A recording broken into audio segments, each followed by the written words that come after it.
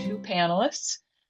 Kelly Land is a trainer and technical assistant specialist at the National Disability Institute. She has more than 20 years of experience in disability policy, workforce development, and human services, dedicating her career to helping individuals with disabilities navigate complex support and financial systems. She is joined by Nancy Buteau, who is the manager of financial empowerment at National Disability Institute. Nancy provides training and technical assistance across the country on Social Security, work incentives, benefits planning and employment work supports, and other asset development strategies to empower individuals and communities in maximizing financial stability and independence. And I'm going to hand it to Nancy, and please share your. Well, hi, everyone. Welcome to Working with Clients with Disabilities, what housing counselors need to know.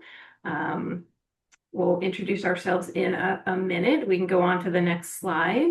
We have this handy dandy disclaimer that we just incorporated a month ago, so I'm still getting used to it, but I'm supposed to read it, so give me a second here. National Disability Institute is the author and copyright holder of this content, which is provided solely for educational purposes. This material is not intended to replace or supersede local, state, or federal agencies, including applicable laws or regulations. NDI assumes no responsibility for learner interpretations of the content or for any alterations made by third parties. As of June 2026, NDI ensured the accuracy of the data and links provided. However, external links and benefit information are subject to change. Users are advised to verify numbers before providing services. NDI does not offer direct services or benefits counseling, and this content is not intended as such. And we can go on to the next slide. And here we are. So I'll introduce myself and then I'll give Kelly a chance to do the same. So my name is Nancy Buteau, and I have been with NDI for about 11 years now. And in that role, I have been in the disability field actually for 30 years, focusing on employment and financial capability. For any of you who are familiar with employment for folks with disabilities, I started out as a job coach in the early 90s, and I've never left the disability field. I'm a certified benefits counselor as well as a certified financial counselor, and calling in from not so sunny Florida right now. And just want to give a big thank you to Ellie and Bruce, Ebony, Miss Ivy. Really, really happy to be here today, and give it to Kelly to introduce herself.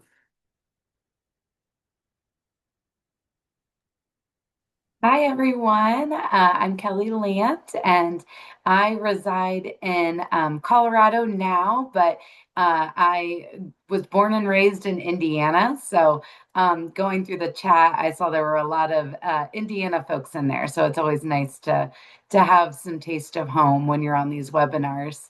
And I started in employment world years ago, well over 20 years ago, but really fell in love with the Social Security side of benefits. And as you know, was mentioned earlier, there's so many barriers for individuals to find housing and be financially stable that I think it's great that we can be here and really show you that there are some financial strategies for individuals that have disabilities. So we're happy to be here, and thank you for having us. Thanks, Kelly. We can go on to the next slide. And I would just like to share a little bit about National Disability Institute. So we are the first national organization that is committed exclusively to championing economic empowerment, financial education, asset development, and financial stability for persons with disabilities. And we've been doing that for over 20 years now. We build capacity through the field through training and technical assistance. training like we're doing now. We create systems change by implementing models that can be replicated. We test innovative approaches to financial empowerment, and we lead research to uncover barriers to opportunities. So NDI's work focuses on training and technical assistance as well as demonstration projects. For example, one of the projects that I started working on in 2018 was a multi-year project with New York City where we integrated financial counseling with public benefits counseling to create an inclusive financial counseling project in partnership with the mayor's office on persons with disabilities, so that individuals who were seeking employment who received public benefits could understand how to maximize those benefits to improve their financial stability. We've hosted more than 50 asset development summits throughout the country. And then we also influence policy and development, public education throughout our ABLE National Resource Center, which Kelly's going to talk to you about. So again, very happy to be here today. We can go on to the next slide. Our agenda today, just a little bit about what is disability, and then disability and poverty. And then we're going to talk about person-first language and effective communication tips. And then Kelly's going to take over and talk to you about an overview of Social Security disability benefits, reviewing ABLE accounts that I just mentioned, as well as trust accounts, and then using ABLE accounts towards housing, which hopefully you will find interesting. So if we go on to the next slide, kind of just an introductory slide, what I'd like to do, we can go on, Kelly, is just talk about what is disability. So a disability is any physical, sensory, cognitive, or mental impairment that substantially limits one or more major life activities. And when we talk about major life activities, it's things like seeing, hearing, walking, talking, attending school, parenting, self-care, those types of things. People with disabilities are different, right? People with disabilities could be rich, they could be poor, different races, different ethnicities, they speak different languages and practice different religions. In addition to that, when we look at individual experiences, we look at things like type of disability. Some disabilities are hidden, some are visible, some are significant, and then some are sporadic, such as individuals with mental health disabilities. And then we also look at severity of disability. So two people with the same diagnosis may have a very different level of severity. For example, an individual with cerebral palsy, you might encounter an individual who finds it more challenging to walk and talk, and then you could meet another person with cerebral palsy who's a Paralympic skier. So it really varies. Something else in terms of individual experience that varies is age of onset. So an individual who was born blind, let's say, may have a very different experience than somebody who became blind as an adult due to an accident or something like that. So just lots of differences. And then, of course, like all of us, people with disabilities vary in terms of age, economic income levels, education, race, ethnicity, and other socioeconomic characteristics. The common element, though, that we all see is that people with disabilities are at a really huge risk of being excluded from the financial mainstream. And that's one of the things that we'd like to talk to you a little bit today. So let's go on to the next slide. And what I'd like to do is hear from you in chat. And Kelly and I are going to share our experiences, but just put in chat, if you wouldn't mind, what was your first experience with disability? What was your first experience with disability? So I will tell you mine. When I was born and raised in New Jersey, and the house that I lived in, the individuals across the street from me, one person had Down syndrome. right, which we called mental retardation way back in the day. And then the person to my left, Wendy, she had spina bifida. So from the time I was a child, I was kind of surrounded by people with disabilities. It just, seemed like they were, just like me, and we were all, had fun playing in the community together. So that was my first experience. How about you, Kelly? Yeah, thank you. So my first experience, it's kind of as I was thinking about this, it's crazy because my son is this age now, but when I was 11 years old, my cousin was born with Down syndrome. And I remember very vividly being in that hospital and my grandmother stopping me and my mom before we went in the room to, I think, in her mind, warn us about what had just occurred.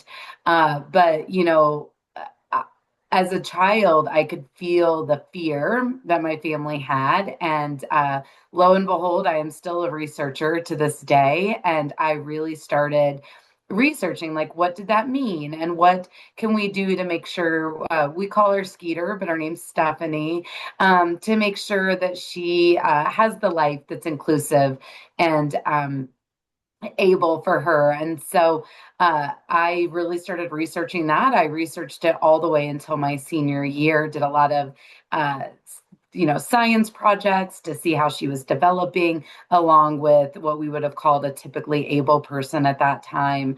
And it just became my heart. And she is still the heart of our family and a beautiful soul. And I couldn't imagine our family without her. So it was beautiful, and it's a great story, and we love her so much. Thank you for that, Kelly.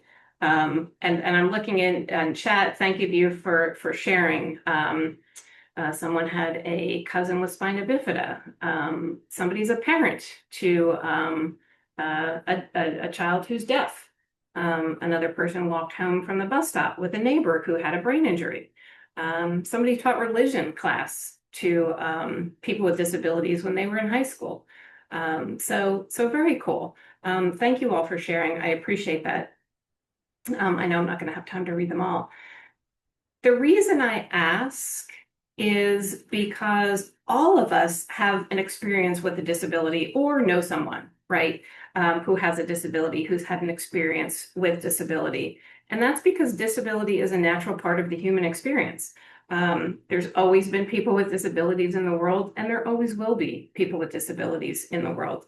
The one thing that I'd like to mention, though, is that unlike, we people with disabilities, because I am a person with a disability, are the largest minority group in the country. But disability is also the only minority group that any one of us could join at any given point in our lives. So it's natural, it's everywhere. And, hopefully at the end of this, my part of the presentation, you'll be comfortable when you're working with folks with disabilities. So thanks, Kelly. And let's go on to the next slide. I'd like to talk about the definition of disability because it is not always the same. So let's go to the next slide and we'll talk about that a little bit more. There are two definitions of disability that I would like to discuss with you. The Americans with Disabilities Act and the Social Security Administration. The ADA definition of disability is completely different from the Social Security Administration's definition of disability. So the ADA defines a person with a disability as someone who has a physical or mental impairment that substantially limits one or more major life activities. And I have some of those listed again, right? Include but not limited to hearing, seeing, eating, sleeping, walking, speaking, breathing, etc. So let's use an example of maybe somebody uses a wheelchair because they don't have the use of their legs. Well, according to the ADA, they are a person with a disability. Now let's look at the Social Security Administration. SSA defines disability as the inability to engage in substantial gainful activity because of a medically determinable physical or mental impairment that has lasted or is expected to last at least 12 continuous months or expected to result in death. So let's look at the 12 continuous months first.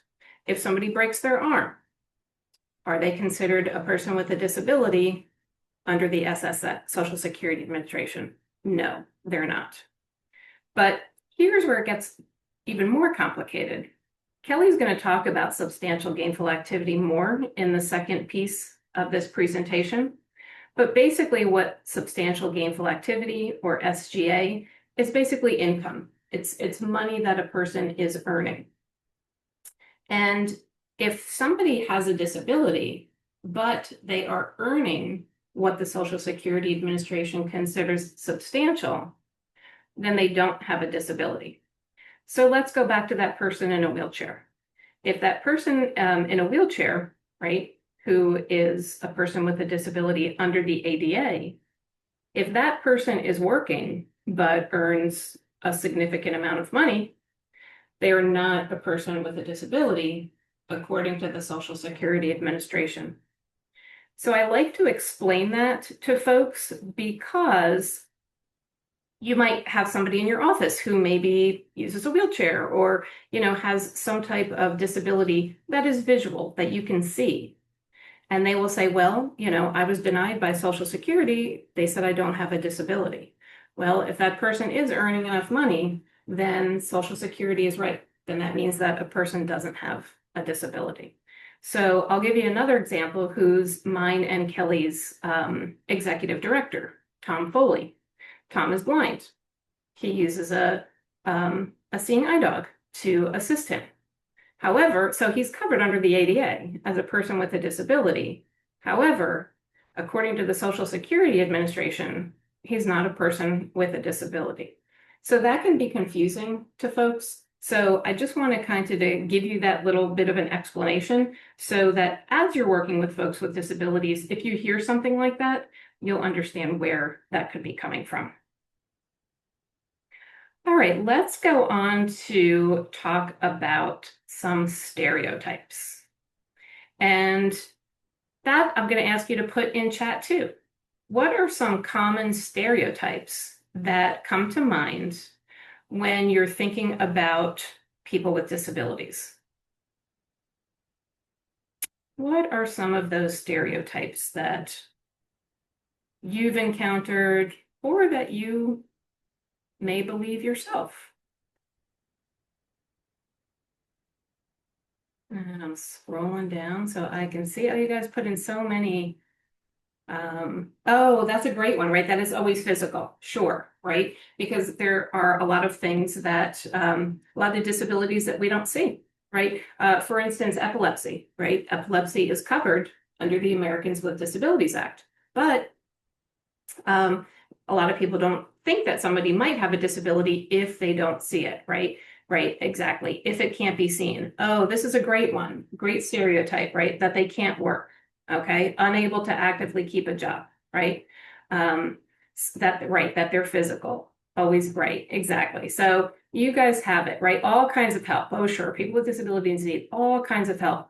My boss, Tom, will tell you that that is absolutely not the case. I think the more times that I've been with him and I've tried to help him, I've probably caused it to be more of a pain than anything else. The one thing that I've come to learn in working in this field is that folks with disabilities can take care of themselves better than some of us that quote unquote or people that don't have disabilities. Thank you all very much. Oh, that they aren't as smart as others, right? That they're not intelligent. Absolutely. Absolutely.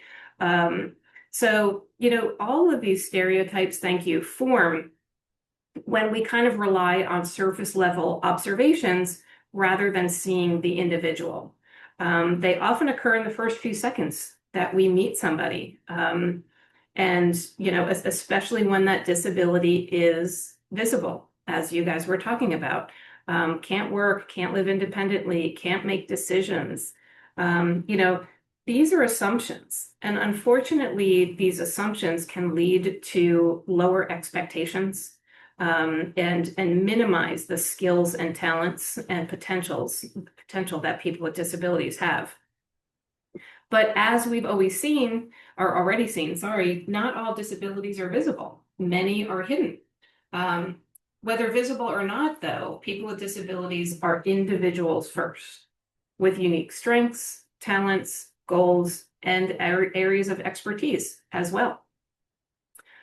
Disability is a part of every community, and people with disabilities work and contribute to society. They're employees, entrepreneurs, artists, athletes, leaders. Many people with disabilities are financially independent. People with disabilities have goals and dreams, just like everybody else. So it's good to know that those stereotypes are out there, but it's also good to understand that that's exactly what those are, just stereotypes.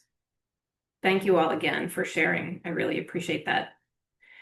Let's go on to the next slide. And I've got another question for you. Thank you all for being so great in chat. And this question is, do you currently serve people with disabilities or family members of people with disabilities? So do you currently serve? Okay, lots of yeses. Excellent. I'm disabled myself. Thank you very much for sharing. I appreciate that. Yes, yes, yes. Great, great, great. Well, then you're in the right spot. You've already been here 45 minutes, so hopefully you're in the right spot. All yeses. Great, great. Very glad to hear about that. We really hope that the information that we're giving to you today is going to be helpful. Thank you again for that. So let's go on to the next slide, right? Talk about key disability statistics. This actually, we can go one more slide. This fits perfectly, right, with what you all just said, disability in the numbers. 54 million people, right? Roughly 13 to 20% of the total population are folks with disabilities. 26% of US households have a member with a disability. And again, it could be anything that we've talked about before: hearing, mobility, cognitive, visual, any of those things. Let's go on to the next slide, right? We already know how prevalent disability is, but let's talk a little bit about disability and poverty. So if we go on to the next slide, what we'll learn is that people with disabilities are much more likely to be unemployed and to live in poverty than any other single demographic group in the United States. And then when we look at kind of public benefits for people with disabilities, especially supplemental security income, some of you may know it as SSI, those programs are not aimed at increasing assets and independence for people with disabilities. But what we do know is that the presence of a disability and the need to maintain public benefits should not be required or require one to forfeit their economic stability and live in poverty. And I think that just that one bullet point is one of the reasons why I love working at NDI so much, because I'm lucky enough to be able to spend my days educating people and talking about how somebody can maintain public benefits if they want to, or they can go to work if they want to. They can stay on public benefits, or they can slowly work themselves off public benefits with a goal that they are going to be more financially stable than when they were just living on benefits alone. So with that, we can go on to the next slide. A little more about the statistics. People with disabilities who are Black, Indigenous, or Latinx have higher poverty rates, 36, 34, and 20%, 28% respectively, than people with disabilities who are white, which come in at 23%, which is still quite high, in my opinion. Across all racial and ethnic groups, households who have a working age householder with a disability have lower net worth compared to households without a disability, $14,000 roughly, compared to close to $84,000. And then this is a staggering statistic. Households with householders who are Black and disabled have the lowest net worth, $1,282. And then the next lowest is Latinx at 13,000. So we really see a huge disparity here. Across all racial and ethnic groups, the lower percentage of people with disabilities have not saved for unexpected expenses compared to people without disabilities. So another reason why we feel that financial empowerment is so important for folks with disabilities. So let's talk a little bit about the extra cost of living with a disability. So we go on to, yep, thanks, Kelly. Households containing an adult with a work disability require on average 28% more income, or an additional $17,750 a year at the median household income to obtain the same standard of living as comparable household members without a disability. So this is really scary. If we look back to where we talked about SSI, supplemental security income, Kelly's going to be talking about that a little bit more. But the federal benefit rate right now that individuals get on a monthly basis, if they receive SSI and they don't work, is roughly just under $12,000 a year. Right? So forget the additional 17,000 and change, right? That's what they're living on. So that's something that I do want you to know is if you're working with anybody who receives SSI only, they're already living in poverty. Luckily, the Social Security Administration has a lot of work incentives for individuals. And then one of the other challenge in this data is there are means tested programs, right? Many of you have probably heard people say, oh, I can't have more than $2,000 in assets and resources. Well, how are you supposed to afford those $17,750 of extra costs when you're not allowed to have more than $2,000 in assets and resources? But there are ways to, there are rules in place, but then there are rules so that you don't have to follow those rules, such as ABLE accounts, which Kelly's going to talk about. But the reason that I bring it up is because, people are really struggling. And when we look at those costs, they could be indirect costs or they could be direct costs. So indirect costs could be that foregone earnings due to barriers to work. It could be foregone earnings because somebody's afraid to take an increase in their pay. Or it could be that family members reduce the amount of paid work to assist another family member. And then we've got direct costs such as personal care attendance, costs involved with housing, or personal assistant services, as I mentioned before. So there are a lot of different costs that are associated that we need to think of as well. And like I said, unfortunately, when we look at public benefits programs, they don't take those additional costs into consideration when they make their rules. All right, let's go on to talk a little bit about language. So there are two different schools of thought, I'll say, about language. One is called person-first language, and the other is called identity-first language. So let's go on and talk about the importance of how positive language empowers individuals. So we talked earlier about stereotypes. One of the most powerful tools we have, right, to challenge those stereotypes is through the language we use. Language is really impactful, and the words and phrases that maybe we once used, we don't use anymore. So let's talk a little bit first about person-first language. So in person-first language, we put the person first, person before the disability. So, and this emphasizes the person's identity before their disability. So an example would be a person with a disability, a person with cerebral palsy. But then we also have identity-first language. And that's where the disability is used as someone's identity. It is seen as empowering and definitely not shameful. And some examples of that are I am deaf or I am autistic. There's a lot of discussion between these, and there really isn't one universal standard. Language is personal, and for many people, it's tied directly to identity as well as culture and pride. So when we talk about this, what should you use? Well, there's no right answer.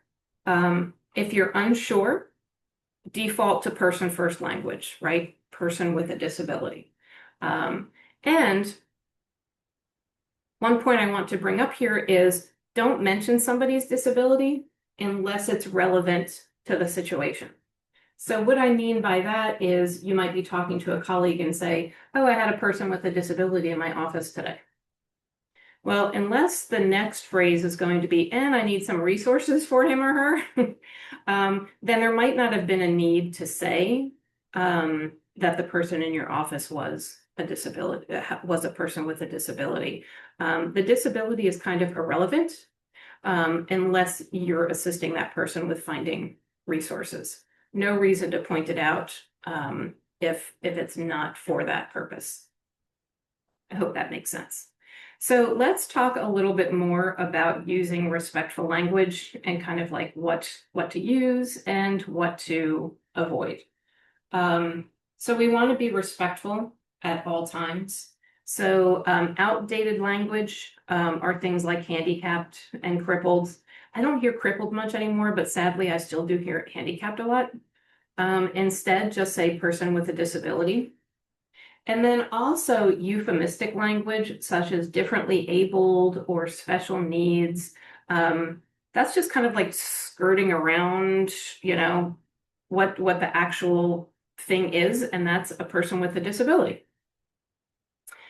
Also confined to a wheelchair. I don't hear this much anymore, luckily.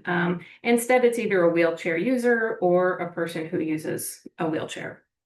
And then we also want to stay away from language that suggests that disabilities are bad, right? Like suffers from a disability. Instead, we just say either lives with a disability or has a disability. And really go by what the person says and what they call themselves. And then the last is the inspiration stuff, like, oh, you're so brave or you're so courageous. We call that, enabling. We call it patronizing, and really it's rooted in pity. So instead, we want to treat people with disabilities the same way that we treat anyone else, right? With respect, not pity or not awe, neither of those. The other thing I want to mention real quick is even referring to somebody as a normal person implies that people with disabilities are somehow not normal. So, again, it's just more respectful to say a person without a disability. And, using outdated or inaccurate words, it kind of reinforces those stereotypes that we talked about earlier and shapes how people are treated. And often in ways that exclude them from full participation. So using positive, respectful language really helps to affirm a person's individuality. It can help you build trust with them, and it can help us to reduce stigma. And this is why we one of the things that we're putting in chat for you is the Positive Language Empowers, which is a resource that provides simple, practical examples of what to avoid and what to say instead. So we hope that's helpful for you. All right, so the next thing I want to do, since we're talking about communications, is play this video for you.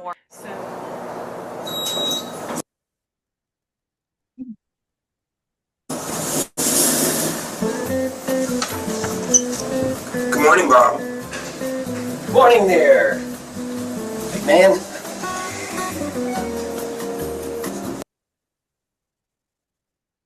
Morning, Alice! There's no need to be awkward. Poor Bob. Like so many of us, he just doesn't know how to interact with people with disabilities. It's pretty easy, really. People with disabilities are people first. We need the same things that every person needs, like respect. Good morning, everyone. Attention! Okay. Maybe we need to be more specific. The easiest way to show respect is to focus on the person, not the disability. It's okay. You'll get the hang of it. One easy way to focus on the person is to watch the person signing and not their interpreter. Or their companion. It's really cool that you'd like to help, but do us both a favor and please ask me first. What you think might be helping? I got you. Wait, ah! Oh no, might actually not. If you'd like to offer me help, let me hold on to your elbow. Don't take mine.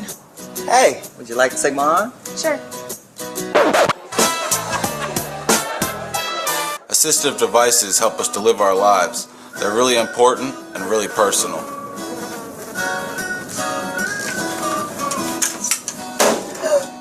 Grabbing them only makes it weird for everyone.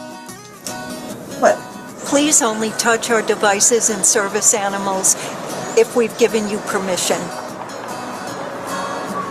And don't take it personally if I ask you not to. Remember that my service animal helps me all the time. Neither of us would like it if we were separated. Remember, we make our own decisions. We sign documents, vote, volunteer, work, and pay taxes. We get married. So don't address me just because I have a great smile. Just because I'm blind May I help you? does not mean I'm deaf. No, I think he said he was going to come back. Just because I'm deaf doesn't mean I'm blind. And just because I use a wheelchair doesn't mean that I can't sweep you off your feet. So take a deep breath. Relax. We don't bite. Unless we're really hungry. Hello there, ladies. How are you? Hello. And if you're not sure what to do, just ask. Hi, would you still like to see a menu? No thanks, but can you please read it to me? Sure, definitely. Just treat us the way you would want to be treated, and we'll all be okay.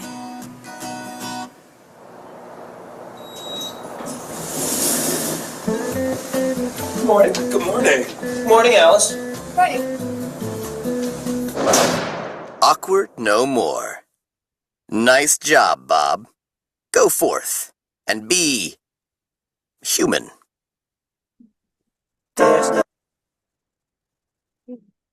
I'm so glad we got that to work.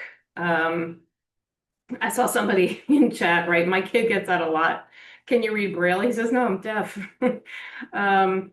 I think the awkwardness is just because we get so nervous that we're going to do something wrong. But you know what? It's okay if we do something wrong. If you get nothing out of, this part of the session, just ask. If you're unsure, just ask. We can go on to the next slide. So glad we got that to work. Thank you, Ebony. Thank you, Kelly. And I'll tell you, I've been in this field working with folks with disabilities for a very long time, and I still mess up. I was at a conference a couple months ago, and there were several individuals who were blind there, and none of them had dogs, which I thought was interesting. And this one gentleman seemed like he was lost, so I said, "Hey, can I help you?" And he said, "Yeah," and he told me where he was going, and I was like, "Oh, I guess I should have, I should have researched this first because I didn't know where he wanted to go in the conference area of the hotel. I didn't know either, so we figured it out together, and we laughed about it. So it's okay.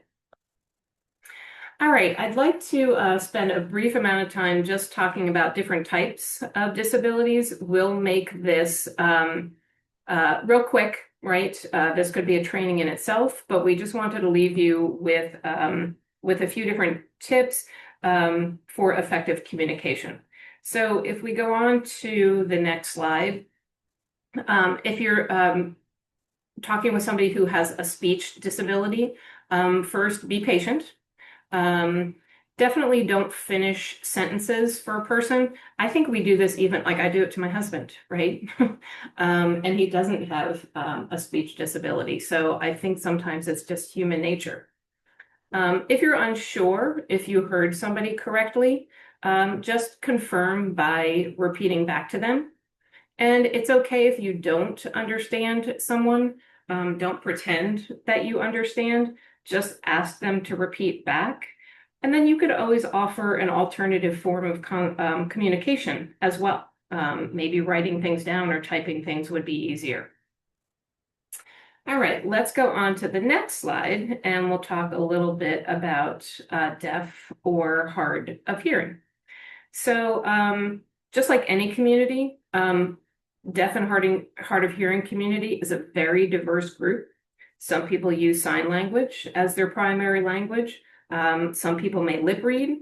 Others prefer written communication. There's definitely no one size fits all.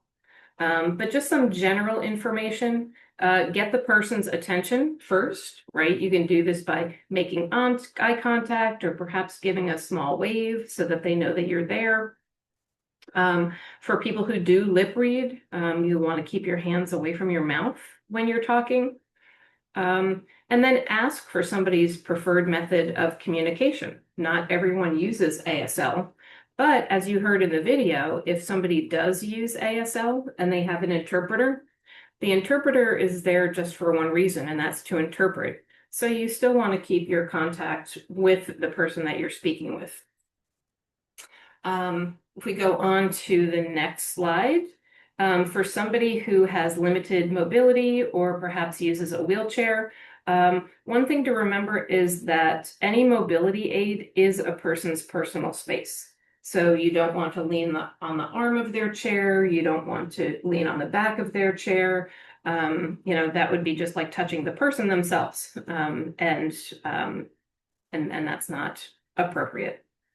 The other thing that's really important when you're talking with somebody who uses a wheelchair, unless that wheelchair raises, which, not a lot of people that I know who have wheelchairs do, you want to try to be at eye level with that person, especially if it's going to be a long conversation.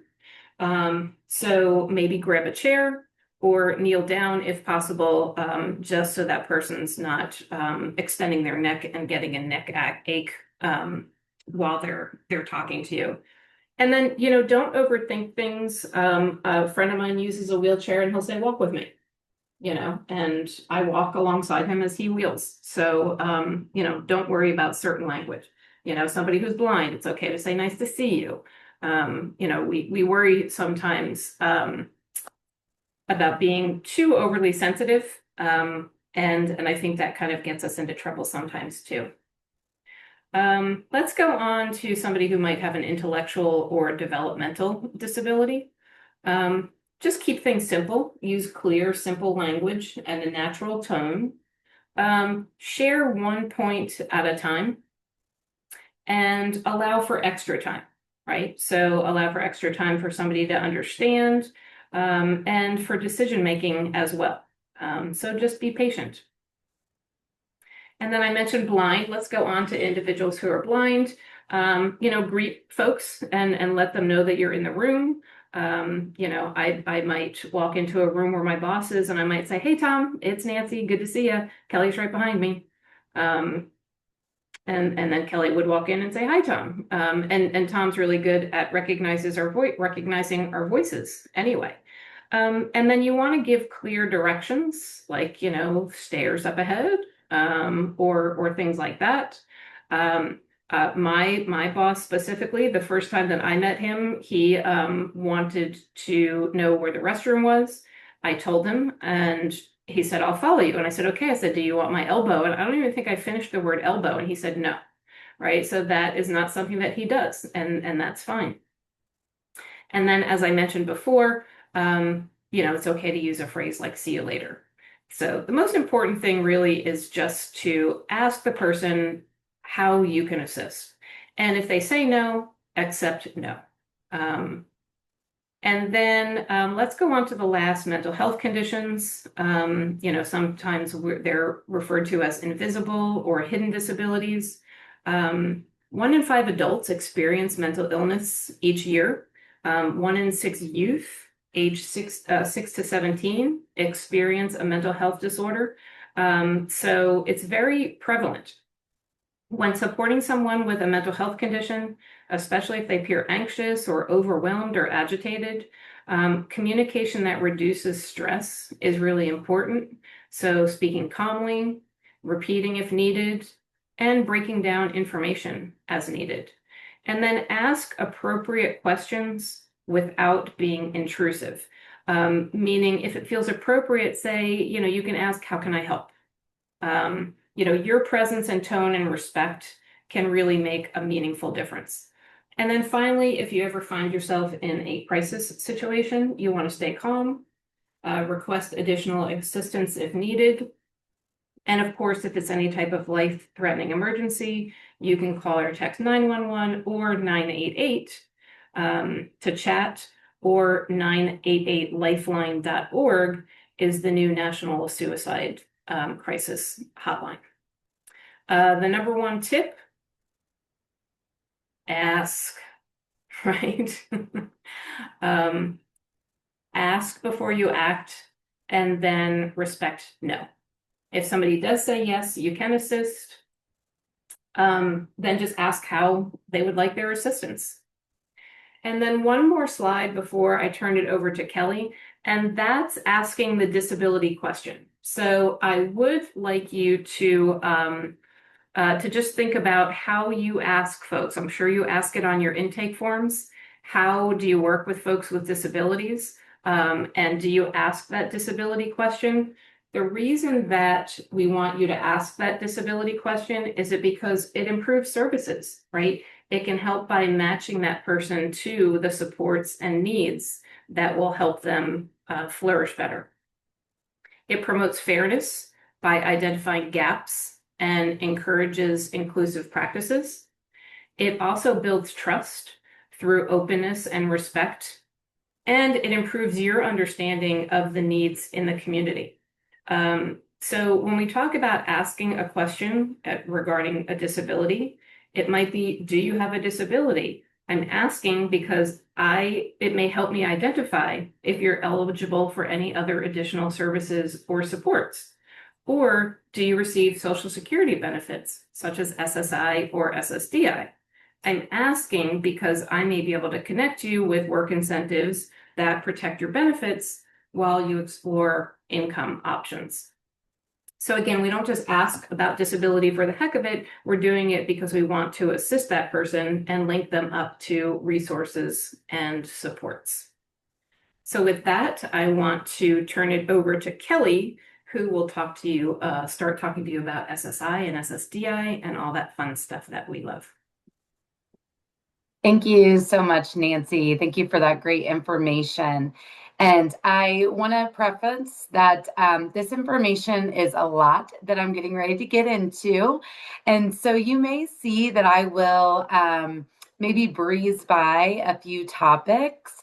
Not that they're not important, but we want to make sure that we get to all the information that we have in our presentation, but we will have our contact information as well as you guys have access to the PowerPoint slides.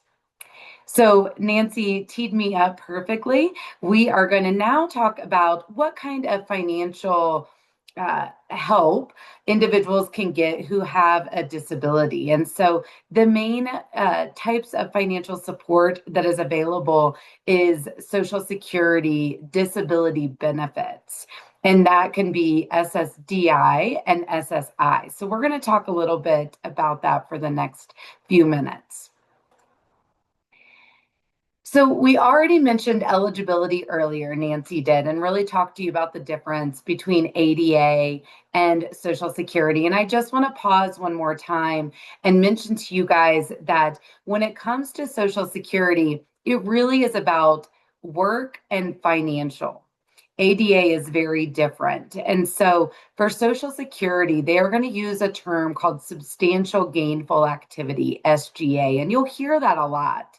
And they really are saying, are you not able to work at a certain level, which is substantial gainful activity, because of a medical or physical impairment? Now, that impairment does need to last at least 12 months or expected to last at least 12 months or result in death. Each year, Social Security does use that SGA earnings guideline, and it does typically increase every year. In 2026, the guideline for Social Security is $1,690, and that's for an individual, or $2,830 for a person that's statutory blind.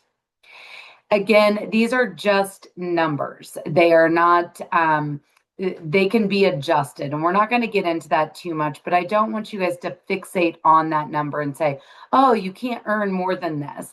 That is not what we want you to come away with. We just want you to know kind of what the eligibility factors are for people that are on these benefits, because that's typically the first question that people will have about Social Security benefits. The two main Social Security disability benefits that you will come across typically are going to be Social Security Disability Insurance, or we call that SSDI, or Supplemental Security Income, and that's SSI. Again, SSDI, that is what you commonly hear in the community. And that means that a person needs to have a work history, or a family member that is responsible for them has a work history, and that's how they're eligible for that benefit. Medicare is typically linked to SSDI, and there's no resource limit connected to SSDI. We'll get into all that here in just a few minutes. For SSI, this is for individuals who are disabled, blind, or age 65 or older, and they have limited income and resources. They do look at several different types of income that comes into a person to see if you're eligible and if you can keep that benefit. And there is a resource limit around SSI benefits. So I want to focus on each benefit separately. It's really important that we don't cross paths with those benefits because they have very different guidelines and work incentives, as Nancy's mentioned a few times. So again, for SSDI, this is very different than SSI because it's based on a person's work history or somebody's work history of a parent. This means that individuals may qualify based on their own earnings, or in some situations, an adult child qualifies based on their parent's work record. To qualify, the person must have a medical condition that meets that Social Security definition. They also need to have worked long enough and recently enough to earn enough work credits to qualify. You can look up workers earn credits if you'd like to know more about how many credits a person needs. It does fluctuate based on a person's age and again, how long they've worked, how recently they've worked.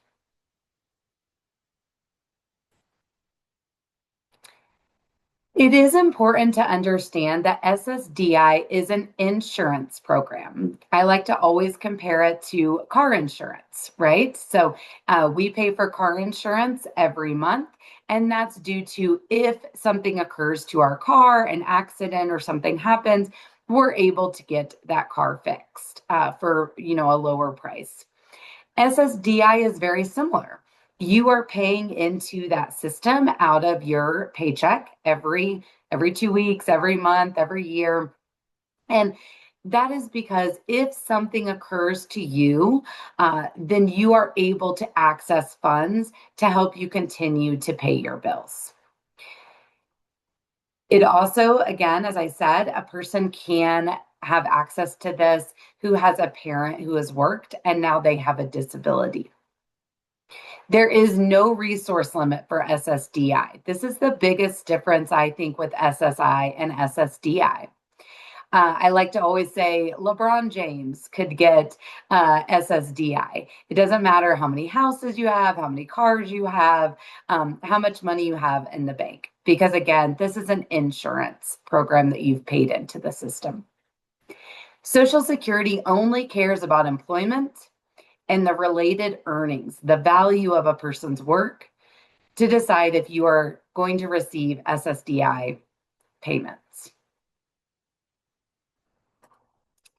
Now, there are work incentives. Again, I said earlier, I really fell in love with understanding the Social Security benefits side and how people can become more financially stable who have a disability and work. And so you probably were like, she's crazy, right? What is she talking about? Well, work supports are really important. They're incentives that Social Security gives a person and says, we want you to go to work. We want to encourage people to go to work and to try it. And so Social Security offers work incentives and safety nets to help people work and reduce their use of public benefits. By using work incentives, these supports are available through Social Security, and some public benefits also have work incentives. People are then able to save money and successfully leave benefits when they're ready. None of these things say you have to do it. I just think it's really important that people know just because you're on Social Security disability benefits, it doesn't mean that you have to stop your benefits to go to work. They can happen at the same time, and then they can work with experts in the field to see when they're able to no longer have those benefits. Healthcare is also linked to different Social Security disability benefits. For SSDI, Medicare is linked to that benefit. A lot of times people think that Medicare, when they think of it as a health insurance program for older individuals, typically 65 or older. However, it's also linked to SSDI. Medicare is a federal insurance program. So that means that you can move state to state and you will have the same health insurance no matter what state that you live in. It also has 3 different parts. In reality, it has a lot of different parts, but the 3 main parts of Medicare are Medicare Part A. That's absolutely free, and it covers catastrophic events or hospitalizations. There's also Medicare Part B, and that covers doctor's visits. And then Medicare Part D, D as in dog, and that is covering your prescriptions. There's also work incentives that are linked to Medicare. We won't get into the details of them, but it is important for you to know that if a person has chosen to work their way off of SSDI, they can actually keep their Medicare insurance to well over 7 years. So the biggest thing that we see in our field is that people are very worried about losing their healthcare insurance just because they have high needs of cost, which Nancy alluded to earlier. And so the biggest takeaway I would like you guys to know is that you can go to work, you can work your way off benefits, and there's a way to continue to keep your Medicare insurance. So things to remember with SSDI is that SSDI does not care about resources. Again, they're not worried about your house or your cars or how much money is in your bank or your 401ks. You can have all of that and still be eligible for your SSDI payments. SSDI promotes work through those work incentives and safety nets. So again, if a person comes to you and says, I want to go to work, but I don't want to lose my benefits, you can safely say, that's great. And Social Security does have work incentives for you and safety nets. Let me get those resources. An adult child may be eligible to receive benefits off their parents. So just because an adult child hasn't worked and they have a disability, it does not mean that they won't receive those benefits because they may be drawing off of a parent. And there are work incentives for individuals to try work, as well as that Medicare is linked to SSDI. All right, now let's briefly go over SSI. Supplemental Security Income. So we call that SSI. It is authorized under the Social Security Act. It is SSI monthly payments, and these are for people with disabilities, those who are blind, and older adults who have little or no income and resources. So this is where those resources come into play in the Social Security disability world. Adults and children might be eligible for SSI if they have little or no income, have little or no resources, and a disability, blindness, or are age 65 or older. An important timeline for SSI is when a child turns 18. If they received SSI as a child under 18, according to the federal guidelines, then they will be required to apply for SSI as an adult. This is called age 18 redetermination. Social Security automatically reviews SSI eligibility, and they will then use the definition, the adult definition of disability. This is very different than the child definition. So sometimes you will find that people will be denied as an adult. And the reason behind that is because as an adult, Social Security expects that a person will work. As a child, they do not have that same expectation. Social Security will send a questionnaire to the person who's applying as an adult, and they'll ask them questions about daily activities, school, and medical treatment. Then the State Disability Determination Office, they'll gather those medical records and decide if a person is eligible for benefits as an adult.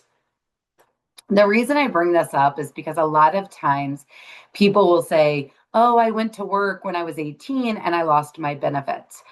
Most of the time, that's not true. It's not related to work. It's related to this age 18 redetermination process. So a few general notes about SSI is that it does have a monthly maximum amount. So earlier, Nancy said that if a person's on SSI, they typically earn less than $12,000 a year. And this is where we get that number. So the maximum amount a person can receive on SSI is $994 a month. And I don't know about you guys, but it would be very hard for me to cover my food and shelter on that amount of money each month. And so please know that when a person is on SSI, that is why it's called supplemental security income. It is there to supplement food and shelter cost for an individual, but it is not there to take over for a person working and earning income on their own. Now, SSI counts both earned income, so money you get from working, and unearned income. And so an example of unearned income could be a pension or child support. So it's some sort of income that's coming into the household that the person is not working for. However, there are those work supports that we keep talking about that allow a person to work and also continue to keep their SSI benefit or keep that supplemental income coming in until they're ready to kind of work their way off that benefit.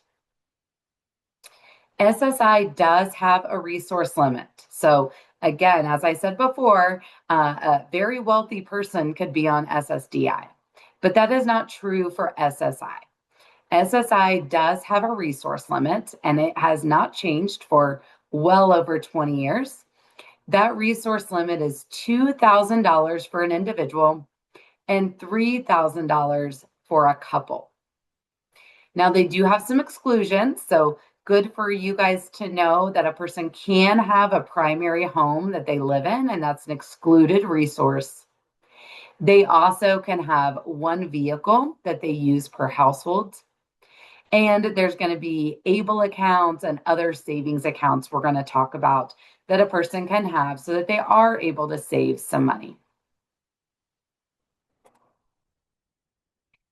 There are those work supports. Now, they are very different than the SSDI system. So again, we want to always make sure we keep those systems separate when we're talking to individuals. So for SSI, they do really look at earned income, and they want to make sure that it's beneficial for a person to go to work. They will use different types of work incentives available to them based on the person's situation. So students get a really great work incentive. Also, if you have things that you have to pay for out of pocket to go to work, such as medications or transportation costs, that also can be a work incentive for an individual. And then there's also healthcare that's linked to SSI. This might be one that you're a little bit more familiar with, but Medicaid is the joint it is a joint federal and state program, but it's really ran state, meaning that individual states set the rules for the Medicaid that a person gets, and that means their eligibility and their income rules. You could not move state to state and keep the same Medicaid that you currently have. So it's very important. We like to say that if you've seen one Medicaid program, you've seen one Medicaid program, because they are not the same state to state. There's also different work incentives that are under Medicaid depending on the state you live in.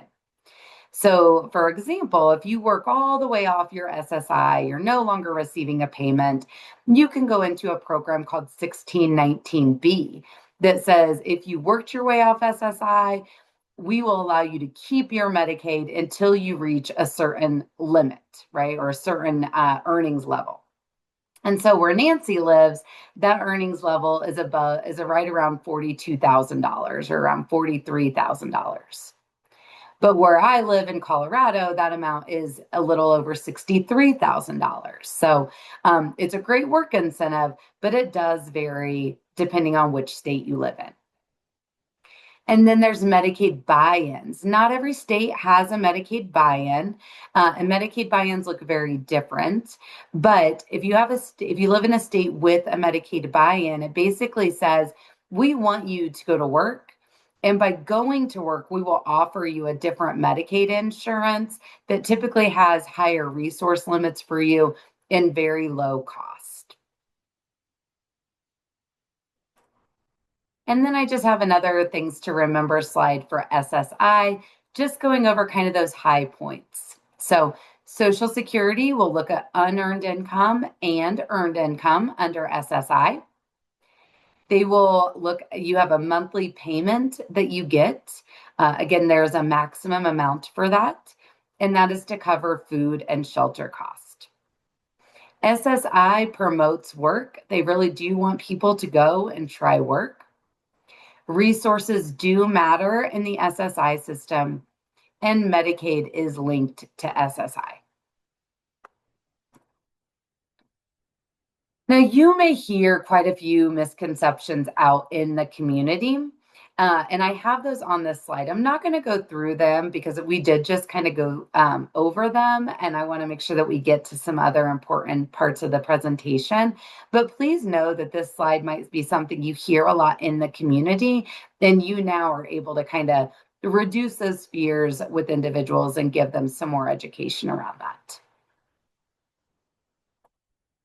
Another important piece of receiving Social Security benefits is that a person does need to report their income. There are reporting responsibilities that they have and their family has.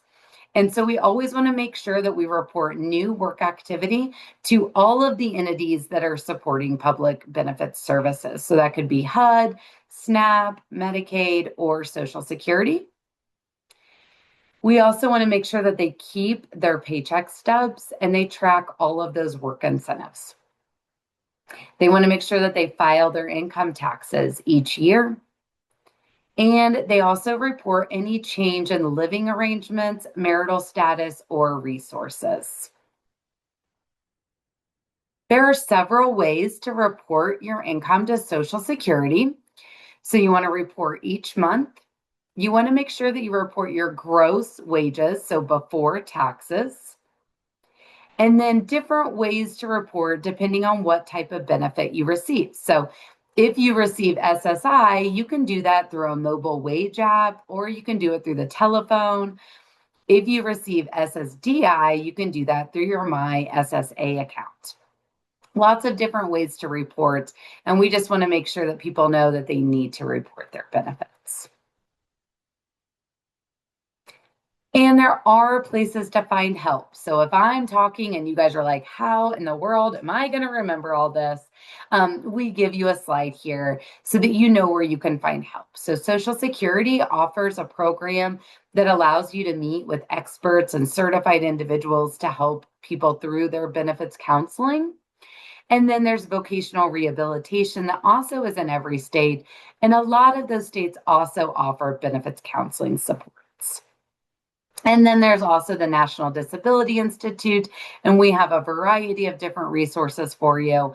And then 2 other entities that'll allow you to look into more specific things around benefits counseling. And the next slide then offers a few Social Security resources as well. Now we're here for housing. So there are a few housing supports that are also available, and you may already know about these, but we wanted to make sure that we touched on them. And so HUD Section 8, that offers 2 different types of housing programs, and that's a housing choice voucher. And this is a voucher, you hear a lot about this one in the community, where people can choose a rental unit in the private market, pay a portion of that rent based on their income, and then the program will pay the remaining portion of that. And again, the vouchers are typically portable, which is why people like them. You can move from one housing unit to another one. Also, in some areas, the vouchers can be used towards home ownership. And so the vouchers may help pay for a mortgage, mortgage insurance, homeowner's insurance, or some maintenance cost. Now, this is not specific to an individual with a disability, but you may hear of it in the disability community that people are using Section 8 and those housing choice vouchers. There's also Section 811, and this is something that is specific to the disability community. Section 811 provides apartment-style housing for people with disabilities and some senior citizens. It also has supportive housing, like extra things that are available to them. And so they might have transportation assistance, budgeting supports, help with daily living needs.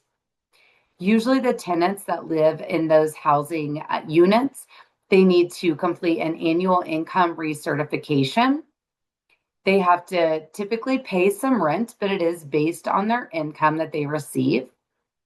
And they may see an increase in rent when they go to work. And so, again, being in the employment world, I see a lot of times we're not just saying, oh, you're going to do better financially if you go to work because of your Social Security disability benefits. We also need to take into account their SNAP benefits, as well as any HUD services or, decrease in rent that they're receiving. Because when they go to work, sometimes they will see an increase in that rent. There's also family self-sufficiency programs.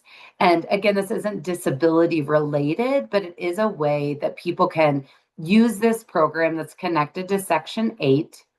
And it helps participants increase earnings, but also build assets. So they can set long-term goals with a family self-sufficiency counselor. If their income increases due to work, then that increased income or that increased rent payment would actually go into an escrow account. So they would pay that, but it would go into an escrow account to help them meet that goal. Now, those funds do not count towards that SSI resource limit, and they generally are not taxable. So it's a really good way for them to be able to set those goals and be able to build assets. And then there's also individual development accounts or IDAs. And this is a special savings program designed to help people reach financial goals.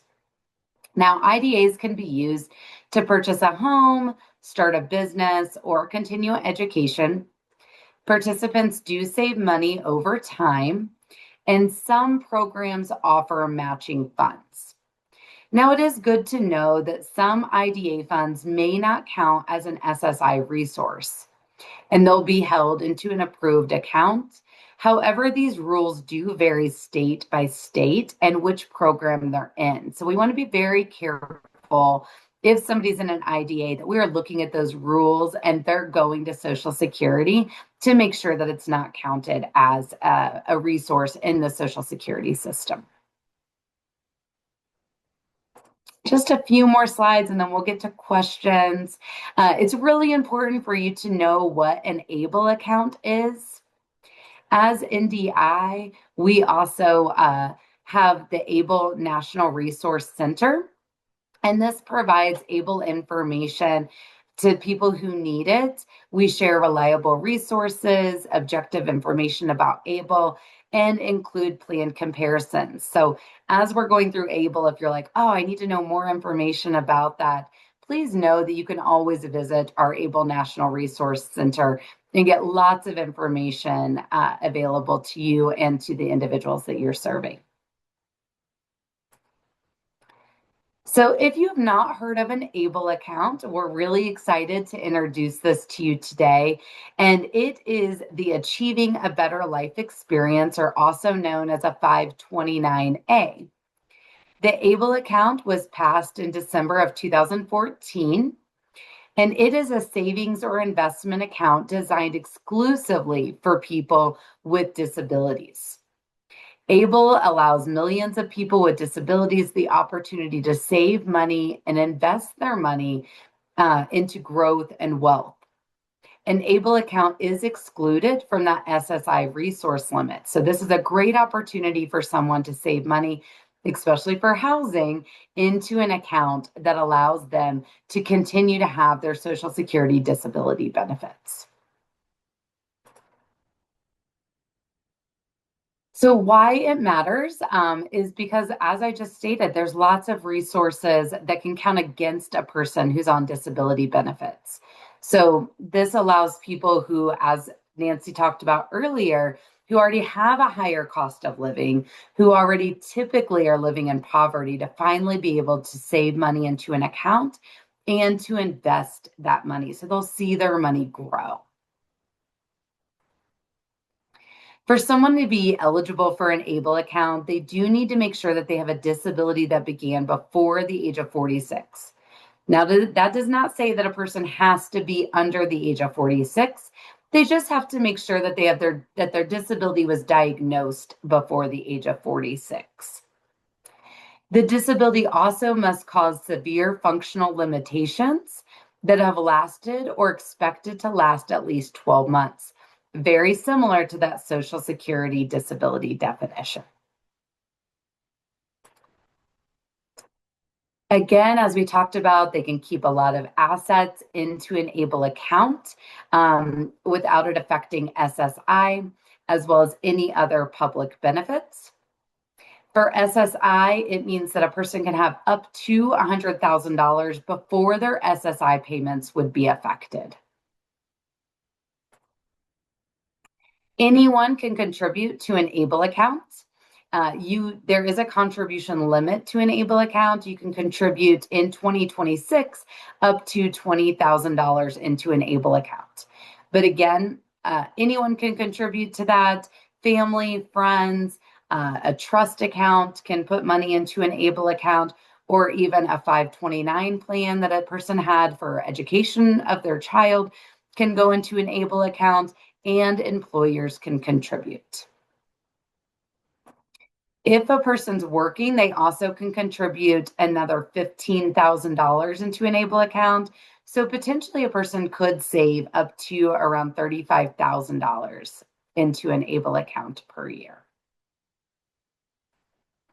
There are some tax advantages to an ABLE account. Again, we're not going to get into those, but you can see them on the slide when you go back to review the slides. And an ABLE account can be used for a thing we call the qualified disability expenses.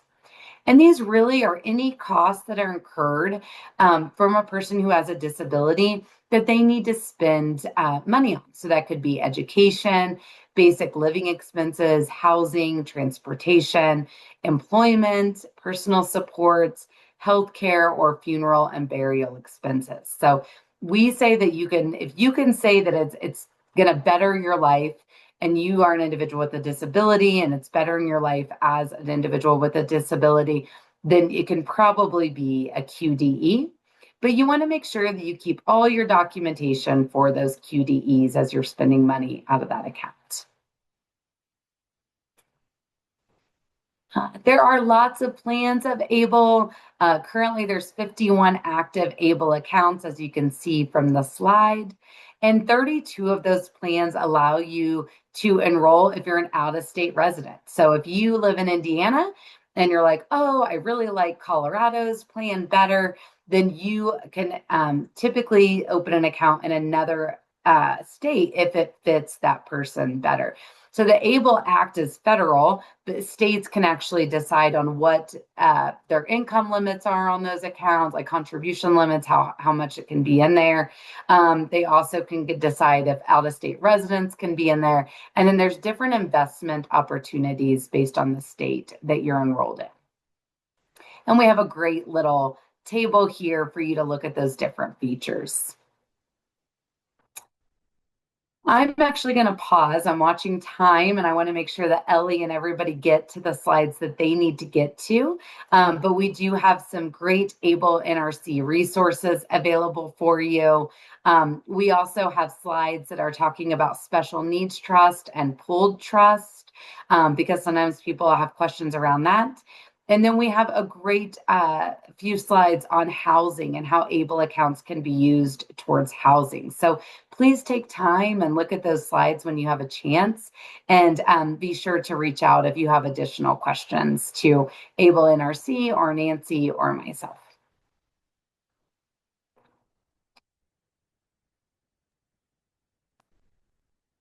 All right, Great. I'm going to head stop.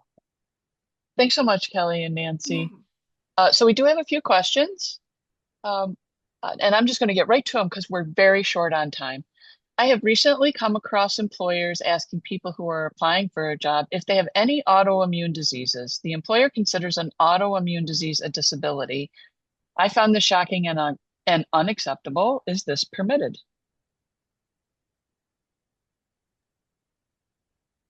Kelly, I'll let you go with that one. As far as I know, it is not permitted. They're saying that it is not a disability or is a disability? That it is. That it is a disability. Yeah. Yes. Yeah. So lots of autoimmune diseases are considered disabilities.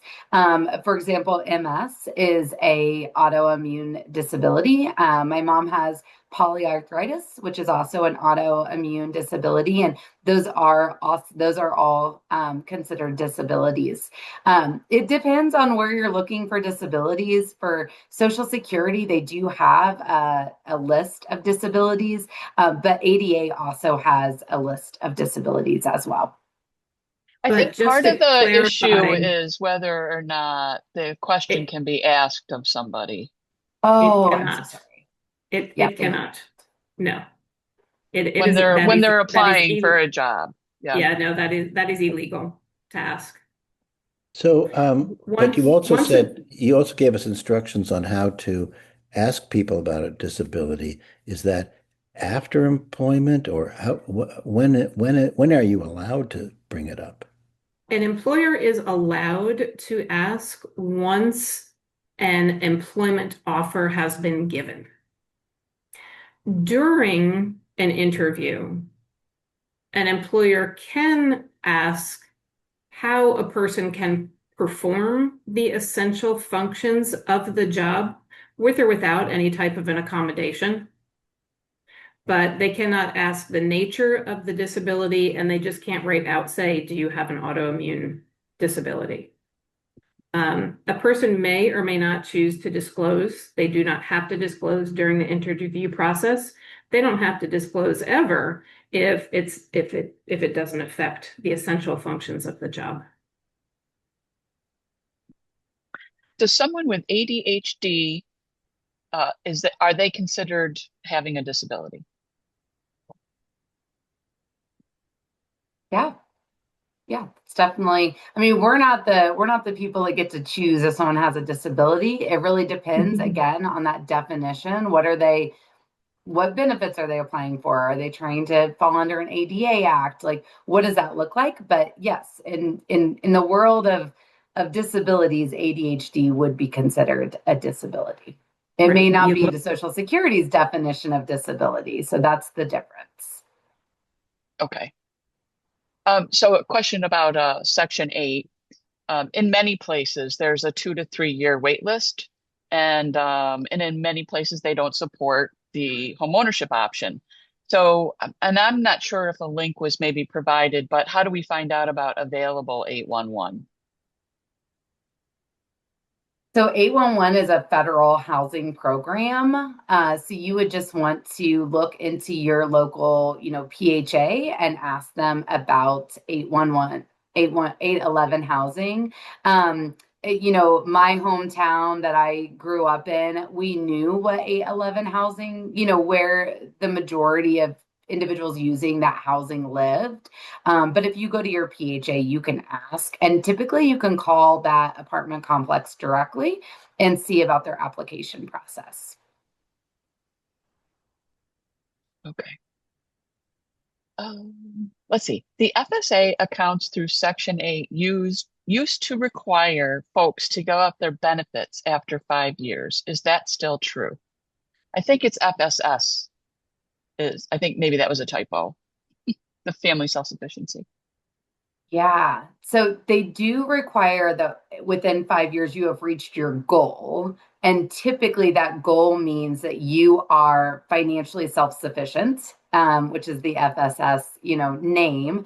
Now, when it comes to Social Security benefits, they're not saying you have to be off those. What they're saying is that you are sufficient enough to not need the housing supports any longer. So you'll want to check into each program and what their requirements are, but we have to be really careful of the difference of like public benefits and Social Security benefits and asking those direct questions. How can folks over 46 utilize an ABLE account? Yeah, so again, anyone can use an ABLE account. It doesn't matter the age that they are. So a person can be 60 years old and have an ABLE account. It's about the disability. When did the disability diagnosis occur? So as long as a person was diagnosed with their disability when they were 30 or 45, they would be eligible to open an ABLE account. Okay, so the person that asked the question about the autoimmune disease, it was a personal experience, and this person has celiac. You can't get SS benefits with celiac, and they asked it specifically in the application process. So I guess I guess the final thing is there something to be done in relationship to that for the person who was asked? Was it asked in the employment application process or the Social Security Administration application for benefits? No, it was in the application process for the job. Okay, just checking. EEOC, Equal Employment Opportunity Commission. The person can file a complaint with them. And did you hear me say it was a law firm? No. Well, well, shame. Well, I mean, shame on anybody for asking, but shame on them. I don't understand. Yeah. And yeah, you would think that a law firm would know that you can't ask questions about disability in an application process. Correct. Yeah. Okay. But celiac should be covered under the ADA if it limits one of those major life functions that we talked about earlier. Okay. And then somebody is just saying that is 811 the housing for seniors and people with disabilities that are owned by the PHA? Is The that what? Public Housing Authority, yes, will manage those Okay. apartment complexes. Oh, okay. All right. So just like everything, there's a huge waiting list, and I'm sure it's not just in the one location, but somebody just wanted to share, recommend that you have closed captioning enabled for all virtual training appointments that you offer to your clients. There's Otter app for closed captioning for in-person appointments training. I love InnoCaption app for phone calls, to share with the hard of hearing deaf, as some may not know. Great. Just offering the information. Oh, I see. I'm sorry. So there's a question in the chat. Sorry, folks. Just for future reference, whenever you're in one of our webinars, try to put your questions in the Q&A so that I don't lose track of it. But are wounds that take time to heal considered a disability that lasts 12 months? It would be up to the Social Security Administration. Oh, they just put it into the, okay. Yeah. Yes, it would be up to the Social Security It Administration. would be up to the Okay. Social Security Administration, yes. Always ask, right? The worst thing they can say is no. Social Security, I think Kelly mentioned, puts out a book called the Blue Book. So you can Google the Social Security Administration Blue Book, and that lists all of the different disabilities that they cover. Yeah, and I would even preface that with the celiac. It doesn't mean that Social Security would never consider celiac as a disability. Right. It's more about the definition, right? Like, are you working to that SGA level? And do you have a disability that affects your ability to work to that level? And will it last at least 12 months? So in theory, if you had the right medical records and you continued to fight the process, you could potentially meet all that criteria with celiac. Okay, well, that is the end of our questions. Thank you both so much for this incredibly informative webinar. We really appreciate it. And with that, I'm going to hand it to Bruce to close us out. Thank you. Thank you. Excellent. Thank you very much. Thank you to the National Disability Institute. This was really excellent. And we will try to figure out how to get this more widely distributed so that more counselors have access to this. I do think this is one of the ones that will be a useful resource going forward, and really loved the guidance about how to speak and interact with people with disabilities.